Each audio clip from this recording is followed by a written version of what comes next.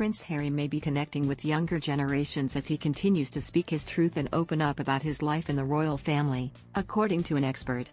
Younger people may have become Prince Harry and Meghan Markle's targeted audience as Millennials and Generation Z members appreciate authenticity and transparency even more than the older generations, according to brand and reputation management expert Eric Schiffer. The California-based expert noted the Duke of Sussex has spoken with candor about his mental health and his relationship with the palace over the past few months, and he believes this has been not only beneficial to Prince Harry on a deeper level, as baring his soul allows him to live his truth, but speaking candidly about his and Meghan's life may also be attracting the support of people in their 20s and 30s. Mr. Schiffer told Express.co.uk, "I think there is a clear and deliberate strategy to connect with millennials and Gen Z, who value authenticity, and in the process Harry can also live his truth. Those align. He has made a choice to reject a lot of the royal institutional architecture that has been the fabric of the monarchy for centuries. He is doing that to free himself, but in the process he is also creating an appeal with young people, because he is speaking his truth. He is describing his pain, he is connecting with them on that authentic level." While being candid could help bonding with younger generations, Mr. Schiffer warned the Duke of Sussex still needs to be careful with his remarks. Referring to Prince Harry's comments on the First Amendment made on an episode of the Armchair Expert podcast, Mr. Schiffer said, "What he wants to avoid though, is alienating some of those young people who also have strong beliefs about America and his sovereignty. So I would advise him to be more thoughtful and careful about not alienating 50% of America by questioning its constitutional fabric that has made it one of the greatest democracies in the world." Prince Harry mentioned the U.S. Constitution while he was discussing with actor Dax Shepard and producer Monica Padman episodes of intrusions of privacy by the hands of paparazzi he experienced since moving to California.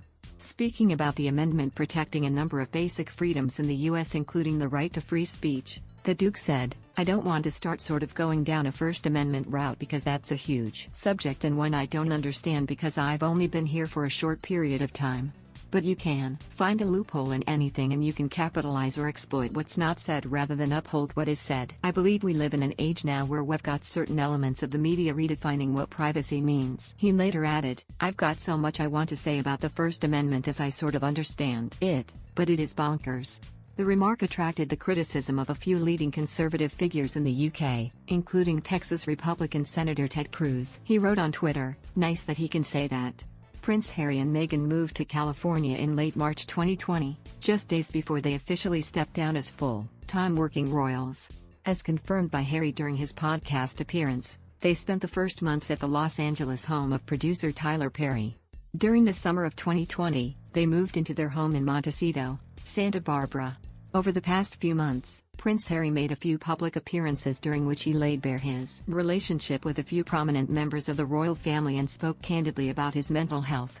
Most notably, the Duke and Duchess of Sussex took part together in the 2-hour-long interview with Oprah Winfrey in March, during which they spoke about leaving the royal family, accused of lack of understanding and lack of support, their new life in California, their relationship with the media and their mental struggles. During the Armchair Expert podcast, Harry spoke again about his approach to mental health and therapy but also touched upon parenting and how he wants to break the cycle of pain and suffering passed on to him by Prince Charles. Moreover, he spoke about his years in the military and shared a few insights into his life with Meghan, who, he revealed, at the early stage of their relationship he met at a London supermarket and pretended not to know not to attract the attention of the public. On Friday, a week after Apple TV released the docu-series he worked on with Oprah, he also appeared in a special follow-up episode titled The Me You Can't See, A Path Forward. Harry's Archula website said the program would begin to answer the question, where do we go from here?